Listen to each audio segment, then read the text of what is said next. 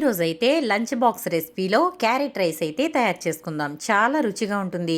Lunch బాక్స్లోకైనా, బ్రేక్ఫాస్ట్లోకైనా, అలాగే అన్నం మిగిలిపోయినప్పుడైనా, ఏ కూరగాయలు లేనప్పుడైనా సరే ఈ రైస్ చేసుకోండి, అదిరిపోతుంది. చాలా రుచిగా ఉంటుంది. తినే కొద్దీ తినాలనిపిస్తుంది ఈ క్యారెట్ రైస్. చాలా సింపుల్గా, అలాగే చాలా టేస్టీగా, స్పైసీగా లేకుండా చాలా బాగుంటుందండి. పిల్లలకైతే లంచ్ బాక్స్లోకి చక్కగా పెట్టేయచ్చు. మరి ఇంకెందుకు ఆలస్యం, ఇది ఏ విధంగా తయారు చేసుకోవాలో చూద్దామా? Welcome back to my channel.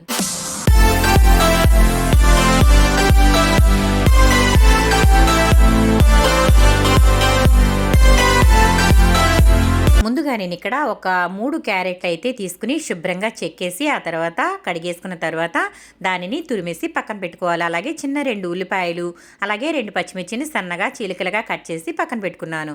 ఆ తర్వాత స్టవ్ మీద బాండీ పెట్టేసి ఆయిల్ సరిపడా వేసుకుని, ఆ తర్వాత ఒక అనాస పువ్వు, అలాగే 2 చిన్న దాల్చిన చెక్క ముక్కలు, అలాగే 2 లవంగాలు, 2 యాలకులు వేసుకుని, ఆ తర్వాత ఒక బిర్యానీ ఆకు కూడా వేసి ఇవి కొంచెం చిటపటమన్న తర్వాత కట్ చేసి పెట్టుకున్న పచ్చిమిర్చి ముక్కలు, ఉల్లిపాయ ముక్కలు ఇందులో వేసేసుకోవాలి. ఇవి వేయించుకునేటప్పుడు చిన్న మంట పెట్టుకుని చిన్న మంట మీద అయితే వేయించుకోవాలి. హై ఫ్లేమ్లో పెట్టేసినట్లయితే మాడిపోతుందండి. కాబట్టి చిన్న మంట మీద చక్కగా వీటిని దోరగా వేయించుకుందాం. అన్నం మిగిలిపోయినప్పుడు ఇలా చేసుకోండి, చాలా బాగుంటుంది. ఇంకా లంచ్ బాక్స్లోకి అయితే వేడి అన్నంతో చేయండి, చాలా బాగుంటుంది. నేను ఇక్కడ సన్న బియ్యంతో చేస్తున్నాను. అలాగే మీకు ఒకవేళ ఇవి నచ్చకపోతే బాస్మతి రైస్తో కూడా చేసుకోవచ్చు. చాలా చాలా రుచిగా ఉంటుంది. అలాగే క్యారెట్ హెల్దీ కదండి, కాబట్టి క్యారెట్ తినని వాళ్ళ కోసం ఈ విధంగా క్యారెట్ రైస్ చేసుకోండి, చాలా బాగుంటుంది, చక్కగా తినేస్తారు.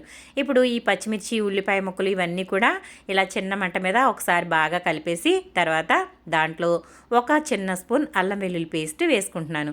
ఇది కూడా వేసుకున్న తర్వాత ఇప్పుడు మళ్ళీ ఒకసారి బాగా కలిపేసుకోవాలి. అల్లం వెల్లుల్లి పేస్టు పచ్చివాసన పోయే వరకు ఈ విధంగా వేయించుకోవాలి. మరీ ఎక్కువ ఎర్రగా వేగాల్సిన అవసరం లేదు, పచ్చివాసన పోతే చాలు. చూసారు కదా, ఇలా అయితే మొత్తం అంతా కూడా కలిపేసి దీనిని చిన్న మంట మీద ఒక 2 నిమిషాల పాటు వేగనివ్వాలి. హై ఫ్లేమ్ పెట్టుకుంటే ఇది అంతా చిటపటమని స్టవ్ అంతా పడిపోతుంది. కాబట్టి చక్కగా చిన్న మంట మీద దీనిని ఇలాగా వేయించుకోవాలన్నమాట. మీలో ఎంతమందికి క్యారెట్ రైస్ అంటే ఇష్టం? కమెంట్ సెక్షన్లో కమెంట్ పెట్టండి. చాలామంది టైంపాస్ తినడానికి కూడా ఈ క్యారెట్ రైస్ని చేసుకుని తింటూ ఉంటారు, అంత ఇష్టపడుతూ ఉంటారు. చాలా రుచిగా ఉంటుందండి, చాలా టేస్టీగా ఉంటుంది. మీకు ఒకవేళ ఈ మసాలాలన్నీ వద్దు అనుకుంటే దీంట్లో పోపు వేసి కూడా చేసుకోవచ్చు అనమాట. అల్లం వెల్లుల్లి పేస్టు పచ్చివాసన పోయింది. ఇప్పుడు మళ్ళీ ఒకసారి కలిపేసుకున్న తర్వాత ఇందులో రుచికి సరిపడా సాల్ట్ వేసుకోవాలి. మనం 1 కప్పు క్యారెట్ తీసుకున్నాము, అంటే క్యారెట్ తురుము 1 కప్పు తీసుకున్నాం కదా, అలాగే రైసు 3 కప్పుల వరకు తీసుకోవాలన్నమాట. దానికి సరిపడా సాల్ట్ వేసుకోవాలి. 1 స్పూన్ సాల్ట్ వేసిన తర్వాత దాంట్లో ఒక 1/2 స్పూన్ వరకు పసుపు వేసుకోవాలి. ఇప్పుడు ఇదంతా కూడా బాగా వేయించేసుకోవాలి. నాకైతే సాల్ట్ పక్కాగా సరిపోతుందండి. ఇప్పుడు ఇదంతా కూడా బాగా కలిపేసుకోవాలి. ఇలా కలిపేసుకున్న తర్వాత ఒక 2 నిమిషాల పాటు దీనిని చక్కగా కుక్ అవనిద్దాము. ఉదయాన్నే లేచి బాక్సులు పెట్టాలంటే చాలా పెద్ద పని. కాబట్టి ఇలా సింపుల్గా హెల్దీగా పిల్లలకి చేసి పెడితే మనకి పని తక్కువ అవుతుంది. అలాగే పిల్లలు కూడా చాలా ఇష్టంగా తింటారనమాట. చిన్నపిల్లలకి చాలామందికి బాక్స్లో కర్రీస్ పెడితే అవి కలుపుకోవడం చాలా శ్రమ అనమాట. కాబట్టి ఈ విధంగా చక్కగా ఇలా రైస్లు చేసి పెట్టారనుకోండి, హెల్దీగా వాళ్ళు తినేస్తారు, చక్కగా చాలా ఇష్టపడతారు కూడా. ఇప్పుడు దాంట్లోకి 1 కప్పు అయితే క్యారెట్ తురుము వేసుకున్నాను. ఇప్పుడు ఇది మరీ ఎక్కువగా వేగాల్సిన అవసరం లేదు. ఒక 2 నిమిషాల పాటు దీనిని ఇలా వేయించేసుకుంటే సరిపోతుందన్నమాట. ఇది అంత స్పైసీ ఉండదు, అలా అని మరీ చెప్పగా కూడా ఉండదు. చాలా చాలా బాగుంటుందన్నమాట. అంటే పిల్లలకి పర్ఫెక్ట్గా సరిపోతుంది. చూసారు కదండి. ఇప్పుడు దీంట్లో 1 స్పూన్ గరం మసాలా అయితే వేసేసాను. అంటే ఇది ధనియాల పొడి, అలాగే చెక్క, లవంగ, యాలకులు.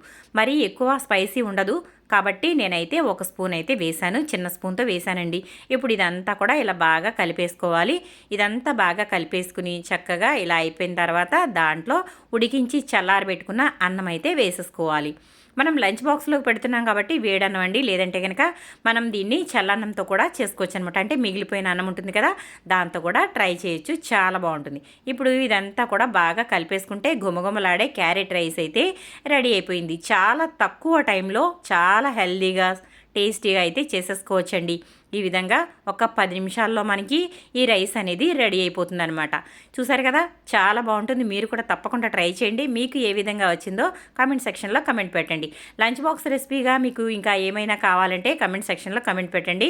నేను మీకోసం తప్పకుండా చేస్తాను. చూసారు కదండి, రైస్ అయితే రెడీ అయిపోయింది. ఇంకెందుకు ఆలస్యం, మీరు కూడా మరి ట్రై చేసి ఏ విధంగా ఉందో కమెంట్ సెక్షన్లో కమెంట్ పెట్టండి ఫ్రెండ్స్. చూసారు కదా, రైస్ అయితే రెడీ అయిపోయింది. ఇంకా ఇది చిన్న మంట మీద ఇలా బాగా 2 సార్లు కలిపేసుకుంటే గుమగుమలాడే క్యారెట్ రైస్ అయితే రెడీ అయిపోయింది. చాలా టేస్టీగా ఉంటుంది. చాలా సింపుల్గా చేసేసుకోవచ్చు, హడావిడి లేకుండా. ఏ కర్రీస్ లేనప్పుడు కూడా ఇది ట్రై చేయండి. క్యారెట్లు అయితే ఎప్పుడు మన ఇంట్లో రెడీగానే ఉంటాయి కదా, కాబట్టి ఇంకెందుకు ఆలస్యం, ఈ విధంగా ట్రై చేయండి. రైస్ అయితే రెడీ అయిపోయింది. ఇంకా నేను స్టవ్ అయితే ఆఫ్ చేసేస్తున్నాను. ఇప్పుడు ప్లేట్లోకి అయితే సర్వ్ చేసేసుకుందాము.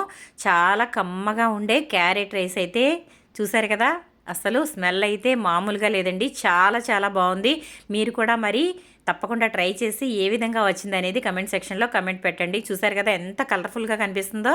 చక్కగా ఇందులో మనం ఎటువంటి కారం వేయలేదండి, కాబట్టి ఇది చాలా చాలా బాగుంటుంది.